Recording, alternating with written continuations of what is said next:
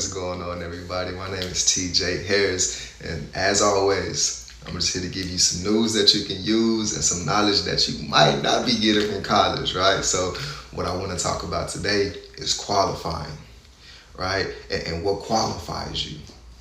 So we're all right now young 20s, mid 20s, even late 20s, right? So we all have questions. Everybody wants to be successful. Everybody's trying to figure this thing out. We got questions, right?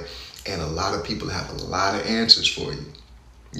But here's one thing that I practice. I practice the idea of trust but verify, right? Like, I trust you. I know that you mean well. I know that your heart is in the right place, but I want to verify as well, right? So how do you verify? You verify by asking the right questions, right? And that question is, what qualifies you to give me this kind of advice, right? Or what is your level of expertise? How many years of experience do you have in this subject? And if somebody cannot provide you the correct credentials, then they don't deserve to give you advice, right?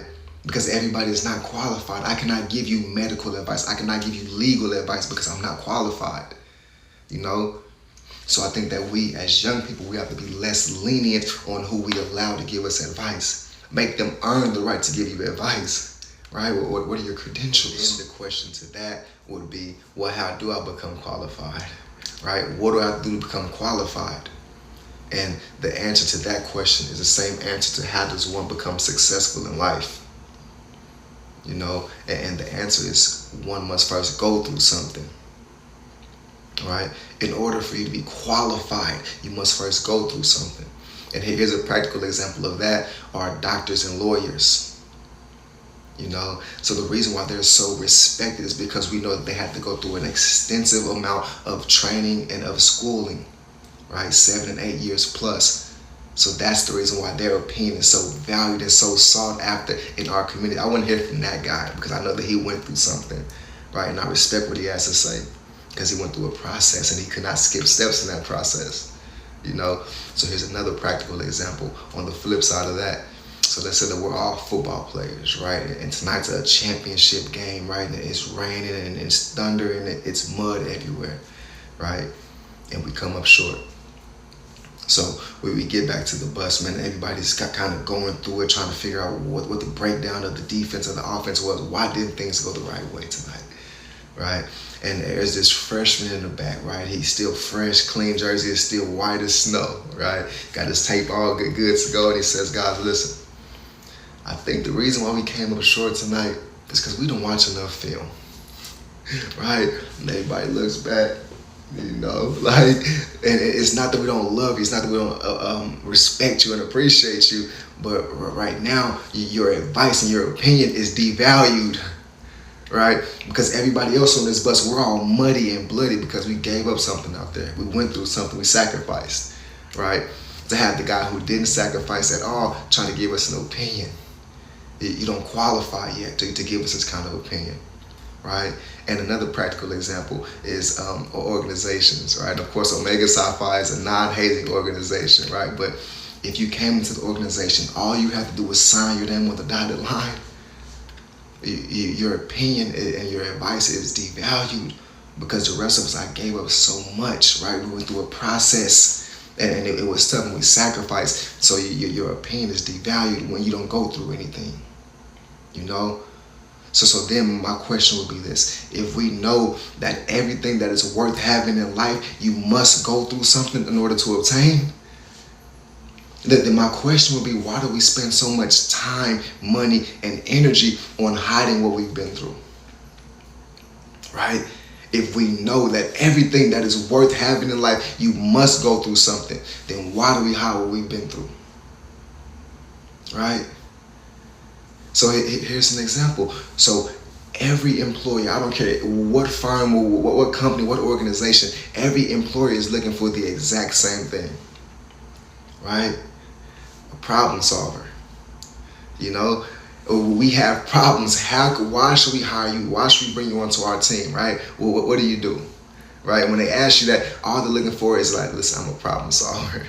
Because these companies, we have problems. How can we use you in order to solve these problems? Right? But for one to be a good problem solver, one must go through a lot of problems.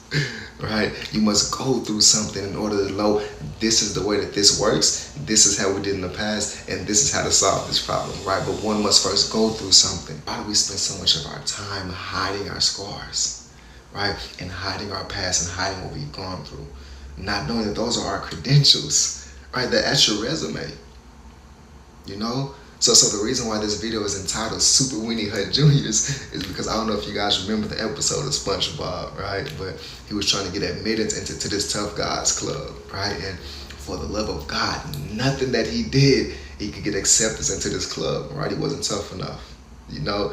So the guy says, I think that you may be actually more comfortable over there, right? And SpongeBob was like, you trying to tell me to go to Weenie Hut Juniors? And the guy was like, actually, I'm actually talking about the one right up to the side of it, Super Weenie Hut Juniors, right? But what SpongeBob was lacking was the process. He missed it, right? So, and now what we do as humans is we hide our past and we hide our scars and we hide what we've gone through so much that we miss admittance into our new season, right? So then when God talks about this in John 13:7, it says, listen, you don't know what I'm doing in your life right now, but soon you will, right? And you get to think to yourself and you sit down and you reflect and it's like, oh, God, so you mean to tell me the reason why you put me through so much plight and so much struggle in those seasons, the reason why you took this person away from me, it was so I can get into my new season, right? That was your admittance ticket. You know, so what we do as humans is when we get to the gate of our new season and we do this, right? Like, I want to come in, but let me hide these scars, let me hide my past, right? And God says, listen, if you just go up there and you show them your ticket, you show them your past, you show them that you're a problem solver, because I gave you a lot of problems and now you're a problem solver, show them that, right? And that'll get you admittance into your new season, but we hide it so much and we hide it so well, right? So what I want us to do today is no longer allow our past and our struggles to hinder us from our new season, right? But instead accept those and allow us entrance using what God has given us, the plight, the struggle, right? The hard times, that those are our tickets into our new seasons if you accept it, right?